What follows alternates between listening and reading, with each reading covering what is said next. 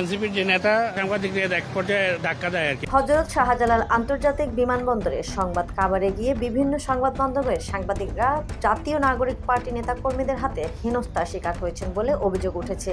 এ সময় সাংবাদিকরা এনসিপি সংবাদ সম্মেলন বয়কট করেন। বৃহস্পতিবার 2 অক্টোবর সকালে হযরত শাহজালাল আন্তর্জাতিক বিমানবন্দরে এ ঘটনা ঘটে। এর আগে বৃহস্পতিবার সকাল 8টা 40 মিনিটে এনসিপি সদস্য সচিব আক্তার হোসেন ও সিনিয়র যুগ্ম সদস্য সচিব তাসনিম জারাকে বহনকারী উড়োজাহাজটি ঢাকার হযরত শাহজালাল আন্তর্জাতিক বিমানবন্দরে অবতরণ করবে বলে জানিয়েছেন এনসিপি।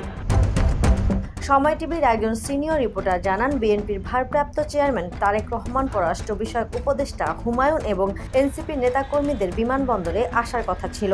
বিমানবন্দর থেকে প্রধান উপদেষ্টা বের হয়ে যাওয়ার পর হুমায়ুনের বক্তব্য আমরা নিচ্ছিলাম। তার এক হাত দূরে এনসিপির নেতাকর্মীরা স্লোগান দিচ্ছিলেন। সে সময় আমরা তাদেরকে অনুরোধ করি, আমরা যেহেতু পাশে বক্তব্য নিচ্ছি, আপনারা স্লোগানটা একটু বন্ধ করেন। আপনারা স্লোগান বন্ধ না করলে তো আমরা বক্তব্য নিতে পারবো না। তিনি বলেন, এরপর তারা আরও জোরে জোরে স্লোগান দিতে থাকে। আমরা তাদেরকে বারবার অনুরোধ জানাই। আমাদের এক সহকর্মী তাদেরকে অনুরোধ করলে তার ওপর এনসিপি নেতাকর্মীরা চড়া হন এবং গায়ে হাত তোলেন। এরপর আমরা তাদের প্রেস ব্রিফিং বয়কট করেছি। বাংলাদেশ টাইমসের একজন প্রতিবেদক জানান, স্লোগান থামাতে আমরা বারবার অনুরোধ করি, কিন্তু সেটি না করে এনসিপি নেতাকর্মীরা আমাদের ওপর চড়া হন। Desk report, the news.